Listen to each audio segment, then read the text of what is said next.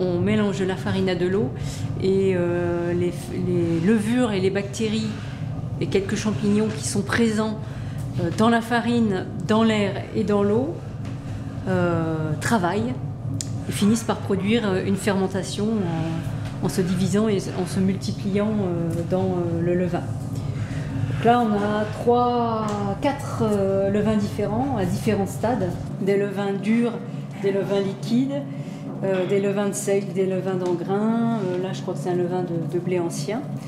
Donc, il y a 2 grandes familles.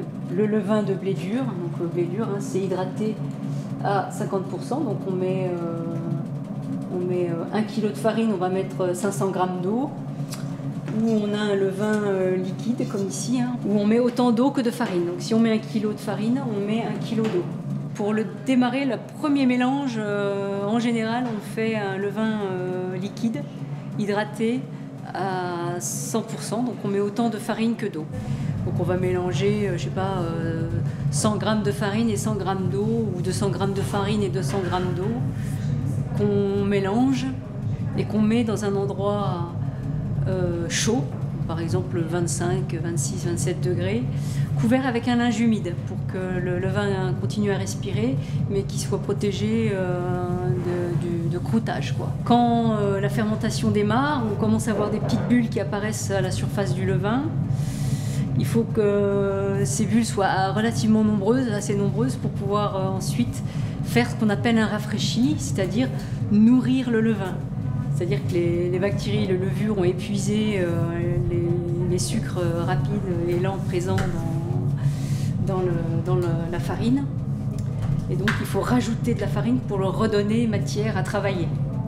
Donc on peut doubler le levain, donc on peut rajouter, si on est parti de 200, on remet 200 g en farine et en eau. Voilà. Et puis là, on relaisse fermenter.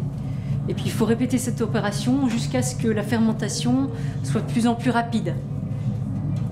Et à partir de ce moment-là, on va nourrir le levain, on va faire les rafraîchis pour faire, à partir d'un levain chef, un levain prêt à l'emploi. Donc là, il est prêt à être utilisé. Il fait une petite mousse en surface. Il est vraiment très mousseux. Il y a des petites bulles. Le sentir pour voir quel arôme. On peut le goûter aussi. Hein. Moi, je le sens surtout pour déjà voir s'il a développé des arômes et surtout voir quelle acidité domine. Parce que dans un levain, on développe 2 types d'acidité. Une acidité lactique qui est du type yaourt et une acidité acétique type vinaigre. Et il faut un équilibre des deux. Il faut un peu des deux. Il faut de l'acidité lactique pour amener de la douceur avec des arômes légers et donc lactiques, donc des arômes très doux. Mais il faut aussi un peu d'acidité acétique pour développer des arômes un peu plus forts. Donc il faut un équilibre des deux. Et ça, c'est chaque boulanger qui recherche son propre équilibre en fonction de ce qu'il souhaite. S'il souhaite des pains un peu plus aromatiques, un peu plus forts, un peu plus prononcés en goût, même voire légèrement acides, ou si on recherche une acidité très douce, des arômes un peu moins forts, mais un pain qui convient à une population un peu plus large. Parce que souvent, les gens n'aiment pas trop ressentir cette acidité dans le pain. Donc il faut un équilibre des deux. Et ça, c'est quelque chose qu'on travaille tous les jours parce que ça varie en fonction de la farine, en fonction de la météorologie aussi, ça va pousser plus ou moins vite, en fonction de la température, de la saison, etc. Donc ça, c'est un équilibre que tous les jours, on travaille et on recherche. Et on essaye de réorienter. Si, par exemple, ça part trop sur des lactiques, on va laisser pousser le levain un peu plus pour qu'il développe de l'acidité. On va jouer sur les températures. Si on met le levain à une température très chaude, il va pousser plus vite, mais il va développer une acidité plus lactique. Il va développer les bactéries qui développent l'acidité lactique et moins les acétiques. Et si on manque d'acidité acétique, on va mettre le levain à pousser plus longtemps, mais dans une ambiance plus fraîche.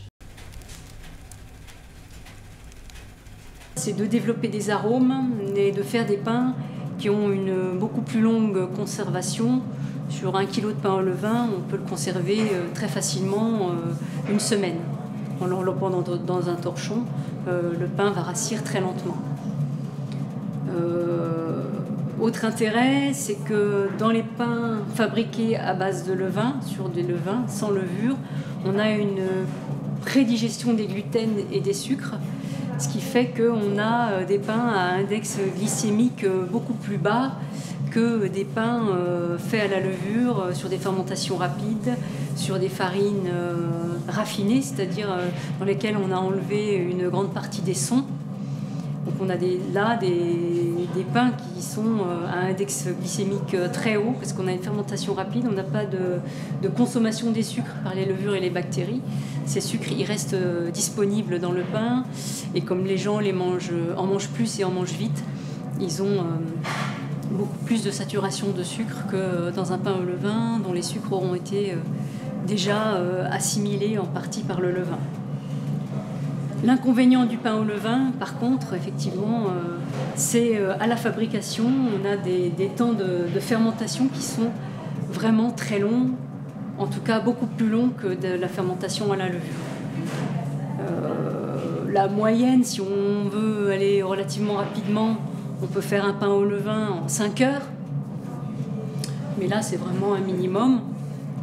Le mieux, c'est de pouvoir développer des fermentations plus longues sur 6, 7, 8, 9, 12, 24 heures, voire plus, où là on développe beaucoup plus d'arômes, où on prédigère bien les gluten, où on prédigère bien aussi les sucres, et où on a un pain de longue conservation en produit final.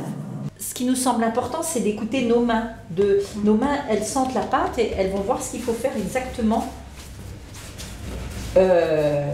Comme ça doit être fait, quoi. Enfin, je sais pas comment dire. Il faut s'écouter et écouter sa pâte.